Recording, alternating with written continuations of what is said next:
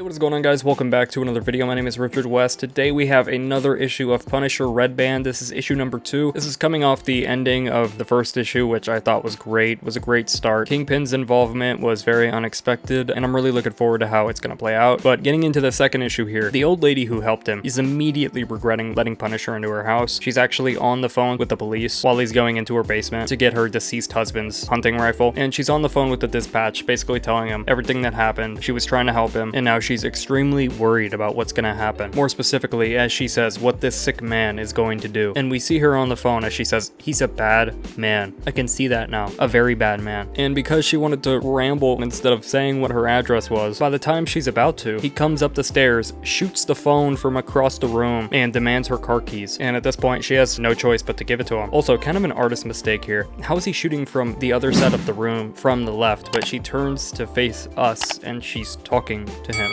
Whatever. So then we see Kingpin from his little hideout watching from afar. Remember, in the last issue he activated Frank, and we're still not entirely sure how he's taken over Frank at this point, but it'll be kind of sort of revealed how he did it in this issue. So in his dark office, Kingpin's watching, saying, "You don't have much time, Frank. It has come to my attention that a shipment has arrived at the Red Hook container terminal. The container's number has been swapped several times to stay hidden. It's full of people, Frank, trafficked, sold into sex slavery." And then we see him actually go off into another room, and we start to realize this is not the same Kingpin that we're used to seeing, which is perfect for a Red Band series. It's kind of a refreshingly diluted version of Wilson Fisk, because he goes into this other room and starts saying, most humans are cannibals. They feed on others, but not you and I, Frank. We eat ourselves. We eat our eyes. When we see the torn flesh and broken bones of the victims around us, we eat our ears when we choose to listen to their screams, to their cries. And then we cut to Punisher driving this old lady's car as Fisk continues, "So go eat for both of us, Frank. If that container enters Manhattan, it will be too late." And after having taken all of his clothes off, we see Fisk start whipping his own back as he says, "We're in this together, you and me. An unlikely alliance. The White King and the Black Knight." And so as Frank runs onto the highway, still in this old woman's vehicle, he blows up a fuel truck as it's entering this underground tunnel, basically so that it causes a bunch of fire, a bunch of destruction, cutting everybody off and preventing anyone else from going into this tunnel as he follows the truck with the shipment container on it. And as he's driving one-handed, he's using this hunting rifle to slowly shoot out each of the tires on the semi to slow it down and let all the rest of the traffic in the tunnel get ahead of them. And then eventually, as everyone else in front of him takes off, Punisher starts to speed up so he can get next to the driver of the semi. Now this driver also has a gun, which he pulls on Frank and starts shooting back at him, but Frank just keeps shooting out the tires until there's basically none left on the left side, and the driver can't even steer anymore. So he pulls off up ahead, parks his car, gets out, and as the semi is still slowly approaching, it gives him time to keep shooting. And eventually he does shoot the hand of the driver as he's trying to shoot back at him, and obviously the driver starts freaking out and just goes full speed ahead, trying to run him over as like a last resort. But Frank just jumps on, and you know, if you're the driver in this situation, you know it's over. But then we cut away to these New York police officers that we met in the first issue, Detectives Fishback and Pluto. And so Fishback comes up to her and says they got a call earlier today about a man half drowned and shut up who some old lady tried to help out before he stole her car. And so basically they know they have their guy, and Pluto sends him off to go get any details that he can out of her in person. Only when he does and he gets into the parking garage, he starts calling up the forensics team because he needs to get prints to see exactly who was at this lady's house. And then as the call goes to end, someone reaches out from the back seat, puts a hand over his mouth and a blade to his neck, and we see that it's Tombstone himself shutting down the chase that he was about to go on completely. And so with all of these moving pieces in the background, we go back to Kingpin at his hideout as he's talking to someone off panel saying, "I wanted to thank you. Everything's been going just as I hoped." And we see a man wired up and strapped into a chair working on computers, working involuntarily while his eyes are being forced open and all of his vitals and brain waves are being monitored. And Fisk says, "I couldn't have done this without you, Micro. I needed someone who knew Frank better than anybody. I truly could not have done this without you." And that is where the issue goes to end. So they are just involving as many characters as possible, whether it's from the criminal side, whether it's supporting characters from the Punisher's past. Either way, I love it. This is such an interesting story. It's kind of weird, like they had a mention of like the shipment container in this issue coming from, you know, the Red Hook area, which is exactly where he just went in the Marvel Knights Punisher series that just started up. If you want to go check out that video, you can. And in both series now at this point, it's Punisher being controlled by somebody. It's so weird, but like they're each doing it in different ways that I find exciting either way, and the implications and the ramifications of both are very, very big, and the execution of each story is different enough to make each one fun to read. So if you want me to keep doing it, you want me to continue these videos, let me know down in the comments below. I love this series so far. You can let me know what you think. Subscribe if you haven't already. That is the video. Thank you for watching.